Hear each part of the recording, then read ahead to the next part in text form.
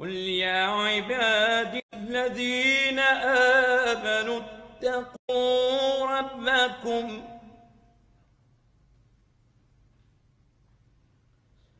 قل يا عبادي الذين آمنوا اتقوا ربكم للذين أحسنوا في هذه الدنيا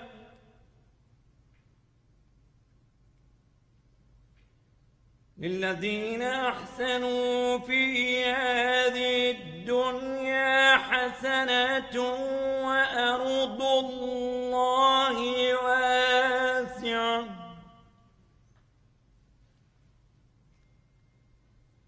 إنما يوفى الصابرون أجرهم بغير حساب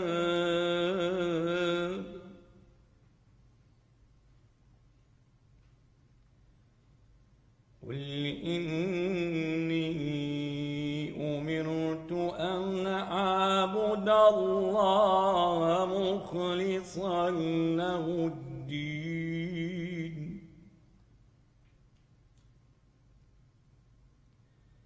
وأمرت لأن أكون أول المسلمين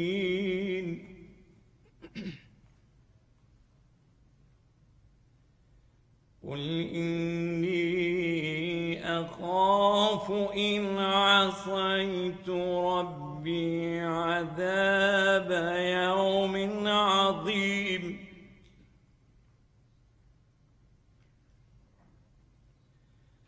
قل إني أعبد مخلصا له ديني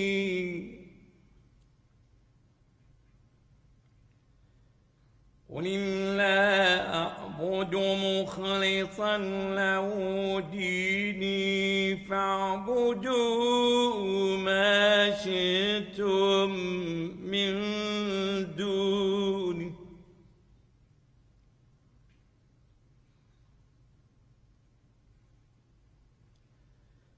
قل إن الخاسرين الذين خسروا أنفسهم وأهليهم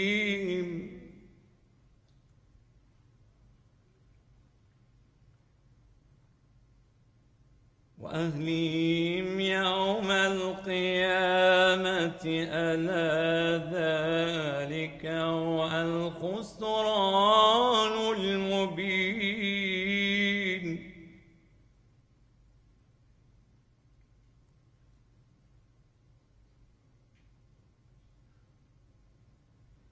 لهم من فوقهم ظلل من النار ومن تحتهم ظلل ذلك يخوف الله به عباده يا عبادي فاتقون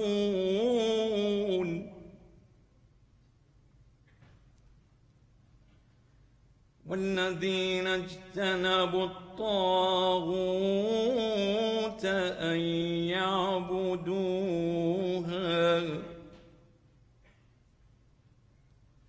وأنابوا إلى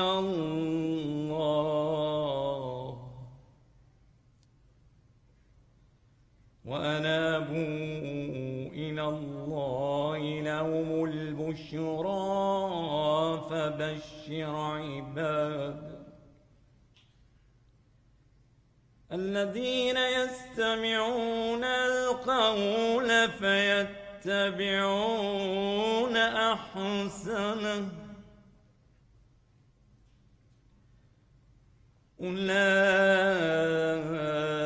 أولئك الذين هداهم الله أولئك هم أولو الألباب صدق الله العلي العظيم. الصلوات.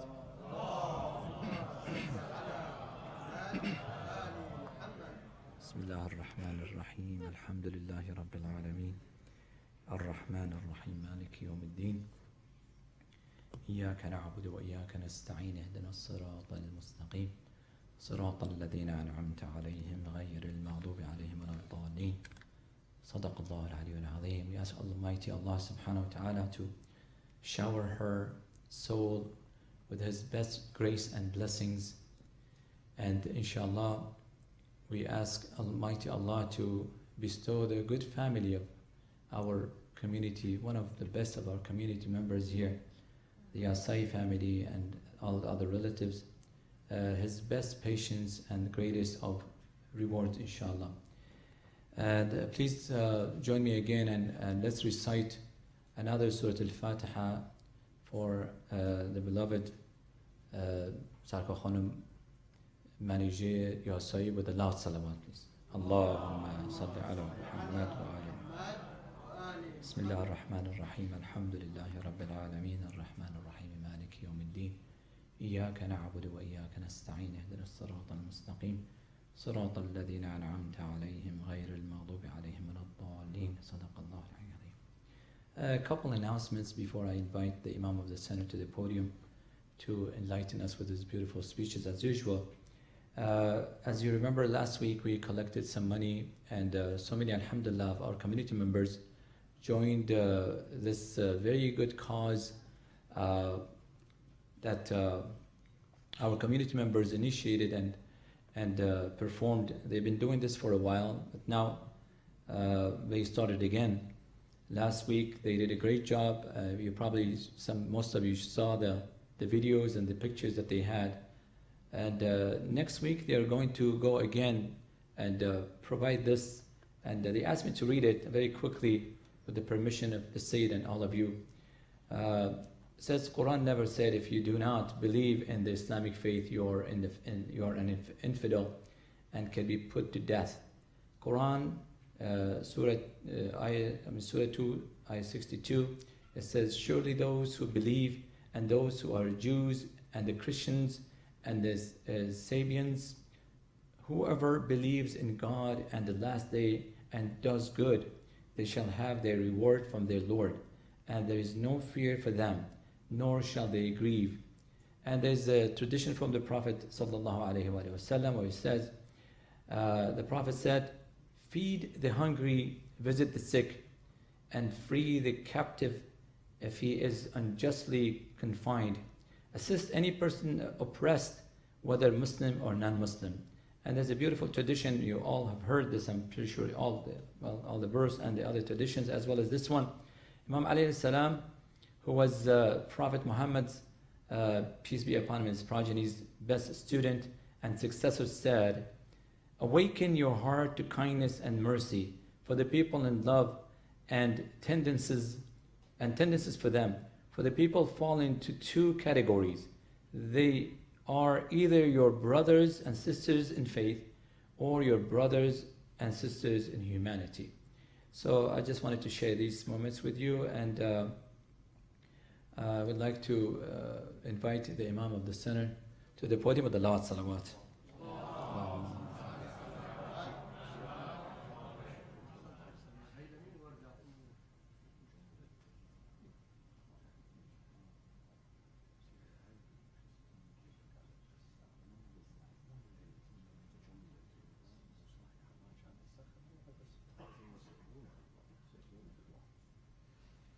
Assalamu alaikum wa rahmatullahi wa barakatuh. We're going to recite Surah Hud, 3 verses from Surah Hud, 15, 16 and 17, inshallah. Bismillah ar-Rahman ar-Rahim, alhamdulillahi rabbil alameen. والصلاة والسلام على أنبياء الله جميعا وعلى سيدهم وخاتمهم حبيب إله العالمين أبي القاسم المصطفى محمد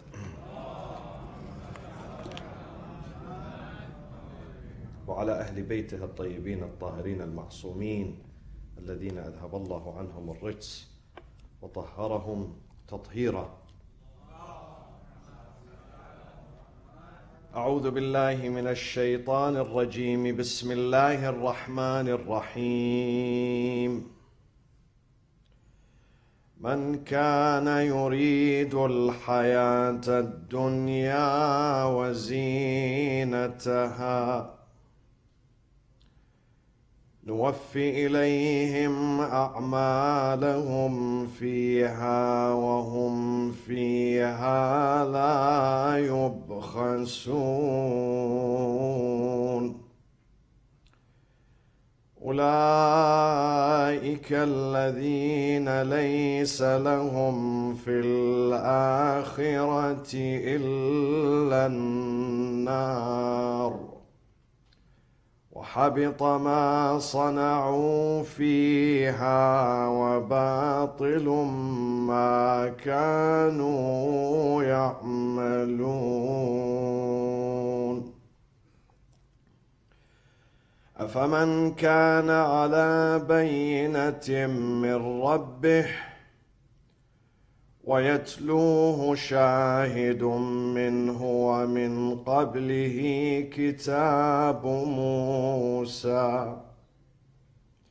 كتاب موسى إماما ورحمة أولئك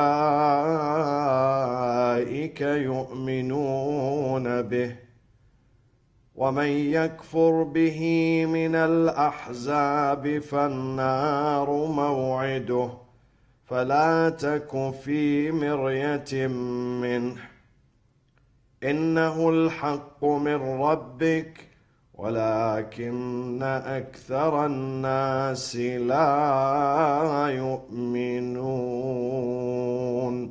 صدق الله العلي العظيم.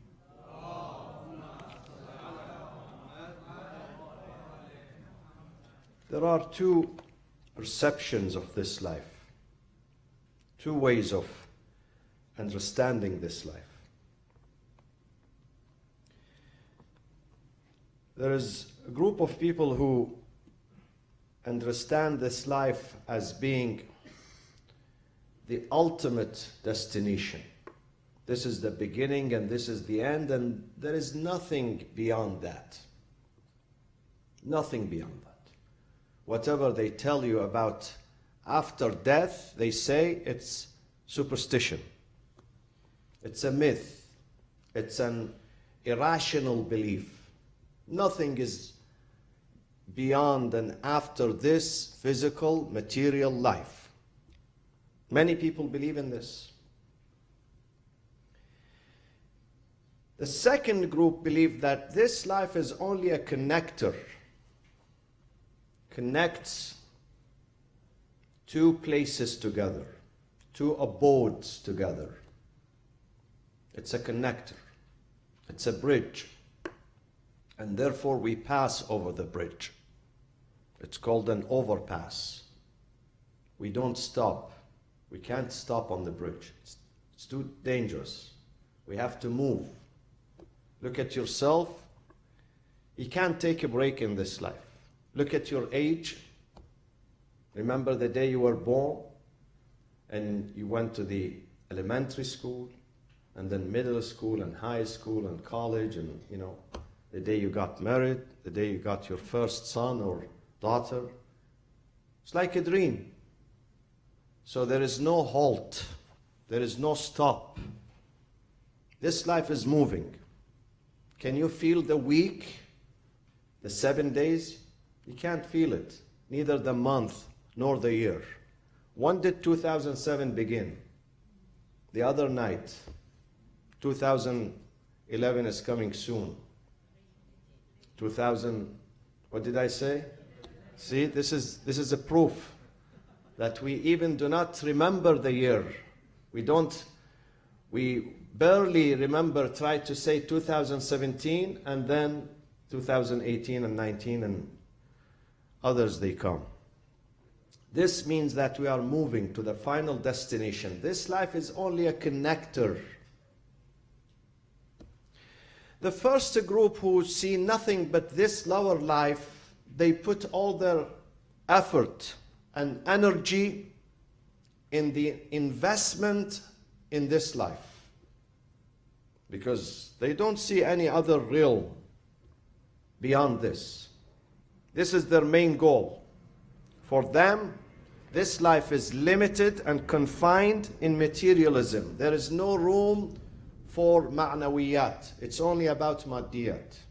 No room for spiritualities.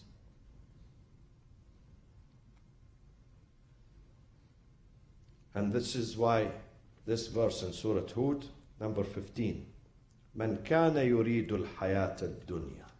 Whosoever desires this lower life, al-hayat ad-dunya, lower.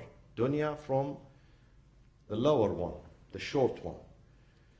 Nuwaffi ilayhim wazinataha, and its attraction and adornment. Whoever puts his goal on materialism and only materialism and nothing else, definitely we will give them materialism in full. Nuwaffi means we give in full, without any shortage. Nuwaffi ilayhim a'malahum fiha wa hum fiha la yubkhasun. Whoever seeks only materialism, definitely we're going to give him or her materialism. We will give them this life, no problem. No problem. If they are serious, if they are hardworking, if they play by the rules, definitely they're going to obtain the materialism, the gains, material gains of this life. They're going to make money, lots of money. نوفي إليهم أعمالهم فيها وهم فيها لا يبخسون. But then their production is going to be short-lived. What they produce, what they present, what they save, it's not going to last. It's going to be short-lived. By the time they die, everything comes to conclusion.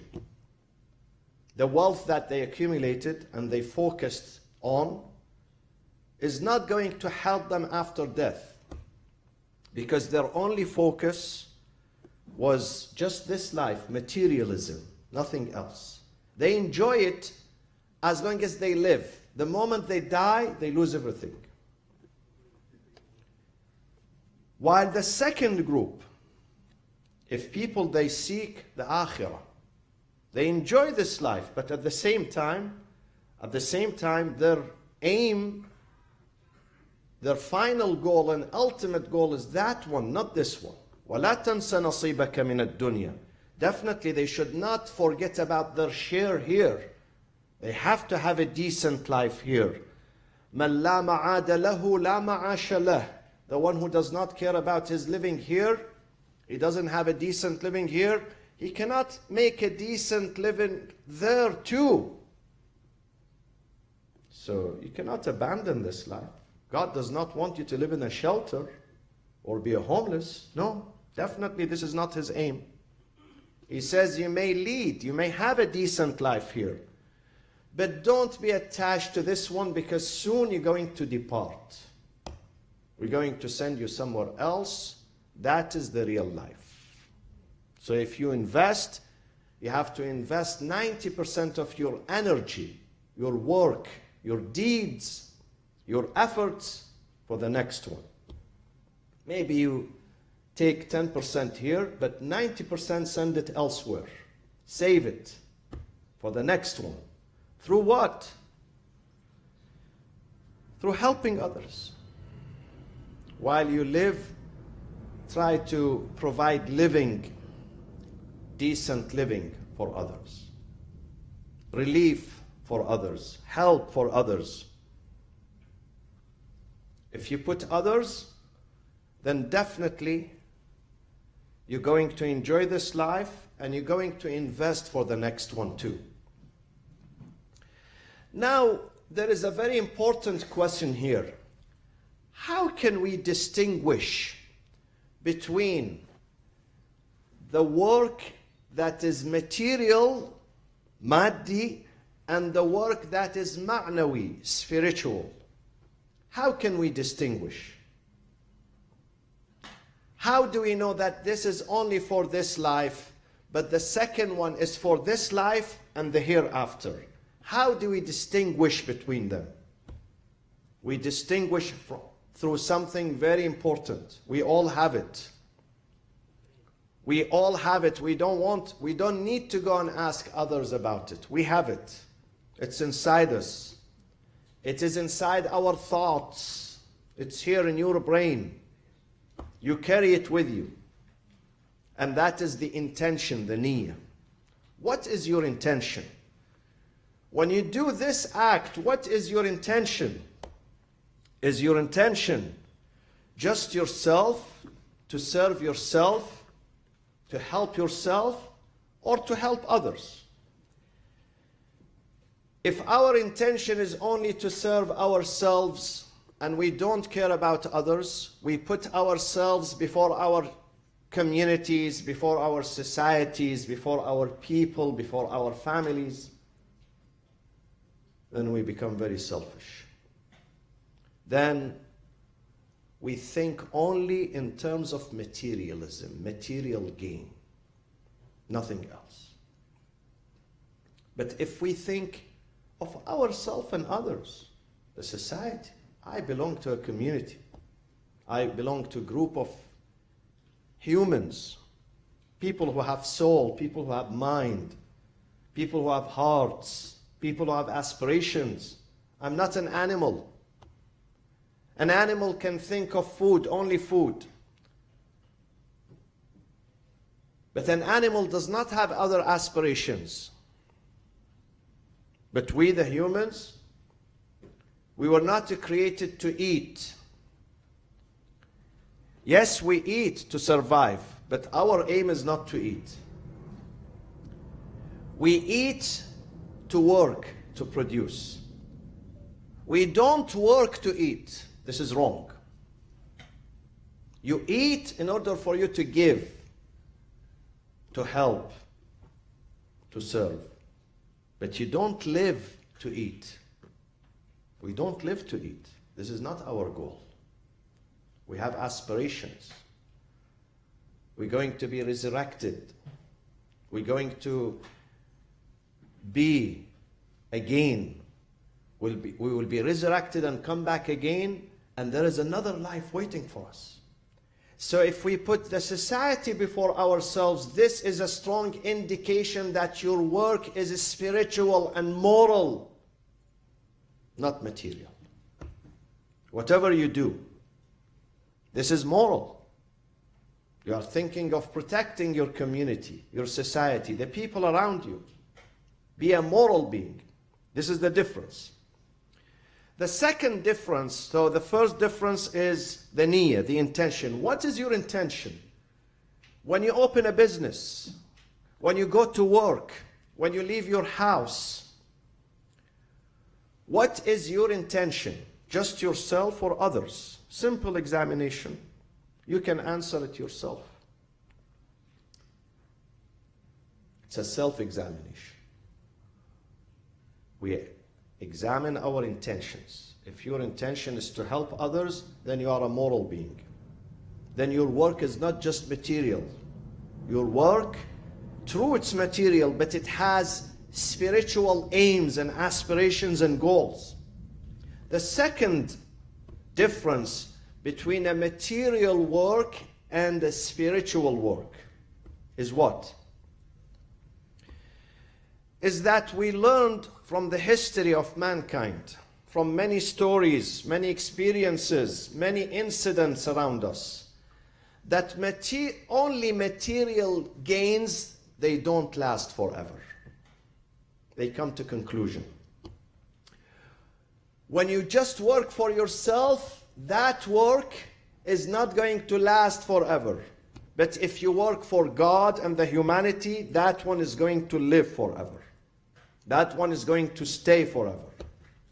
مَا كَانَ لِلَّهِ يَنْمُو. The hadith says, whatever job you do, whatever work, whatever production, whatever motion or movement you have, if it is for God, it will remain. You will see the benefit.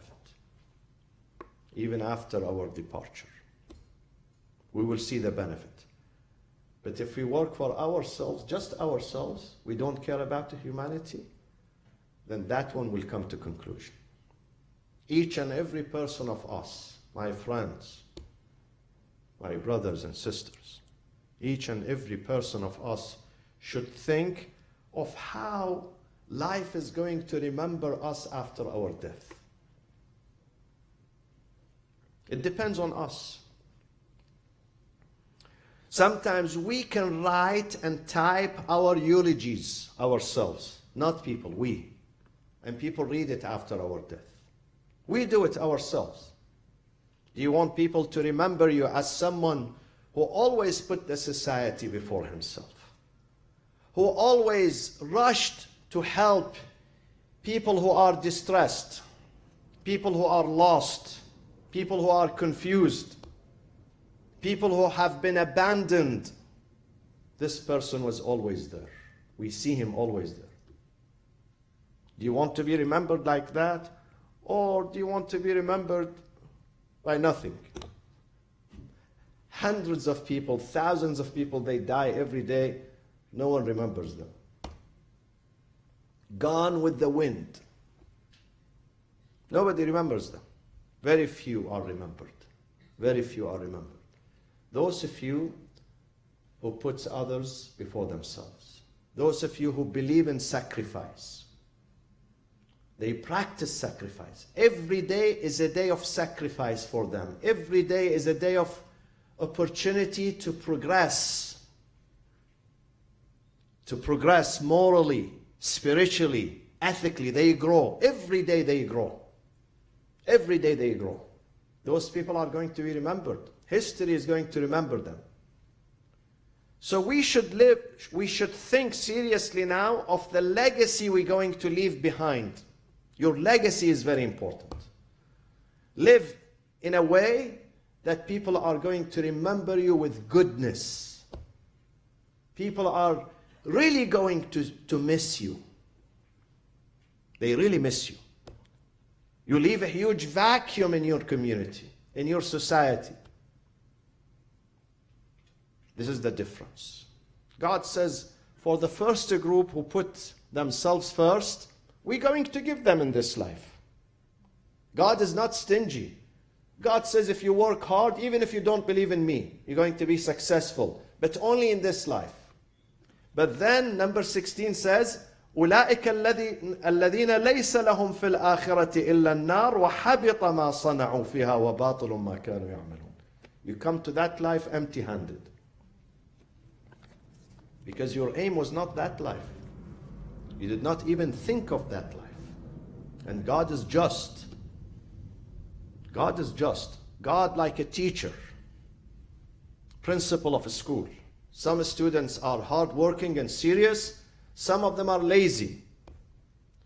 So the teacher would not send the lazy one, would not reward him. Because this is injustice. This is injustice for those who are working hard. For those who are serious. The teacher says, you, the serious guy, you had an aim of going to the best school, to the best college, to the best university. Therefore, you are rewarded. But that one had no aim. I can't send him to the best school, to the best university. He's a dropout. The same thing with God. Even those who think that they're going to be successful in this life through material success, their success is a fake success, not real success. Because they are not going to find real happiness. Material people are never happy in this life, believe me. Material people are selfish. And a selfish person, he might gain every wealth in this life except happiness. He or she would not be happy for the rest of their life. Even if they are the richest and the most powerful, but they can't gain happiness. Because happiness is not purchased by money. Happiness is the production of your life, your work, your effort, your sincerity, your direction, your heart. This is how you become happy. Today, no pharmacy, no hospital, no corporation sells happiness. They could sell everything, but they can't sell happiness. Happiness, we have to gain it. We have to earn it through our work. Through our work, through our intention, through our hearts, through our souls. We can build a happy life through our work. And we can become miserable again through our work. So even material gain, Quran says, is not the real happiness, is not the real success. On the other hand, there are some people who are not very rich, but they are extremely happy. I have seen this in America and outside America. I've been to communities who live sometimes in makeshift homes. Their homes are not solid, makeshift, but they are always smiling. They are content with their life. They are content and they are very hardworking, but they are happy because they don't see happiness in these walls, in these roofs, in the attraction of the dunya, the adornments of the dunya. They don't see them. They see happiness when they help each other. When the husband helps his wife. When the wife takes care of the children, the family. They build strong children. This is real happiness. Happiness is not with the bank account, with how much saving we have, how much, investments we have. Happiness is when you produce something moral, when you help, when you give, when you teach yourself to give. The more you give, the more you develop happiness. There was a survey or a study. The study, they wanted to find what is the most beautiful picture in this life, the most beautiful scene in this life. So they asked many people. They asked a pilot. The pilot said, when I look from my cockpit, I look at the mountains covered with the snow. I look at the oceans. These are the most beautiful scenery. They asked a chef. He said, when I see people enjoy my food, when they sit in the restaurant and they enjoy, they munch like this, I enjoy. This is the most beautiful. This means that I did a great job. They asked a teacher. He said, when I look at children learn, they excel in knowledge. They graduate with honor. This is my best scenery, my best moment, my most beautiful scene. They asked a firefighter. He said the day people come back to their homes and properties and they find them safe because we protected them. That scene is the most beautiful. I see the father, the mother, the kids, they come back. They allow them, after evacuation, they come back home and they look at the house safe, intact. That is the most beautiful scene. They asked a benevolent person. He said, the most beautiful scene in this life is when I see a hungry person and I give him food and he eats that food. Or I find a shelter, I find a homeless with no shelter in the rain, in the snow, and I give him shelter. That is the most beautiful scene in this life. Is it true? That makes you happy. And this is exactly in this book.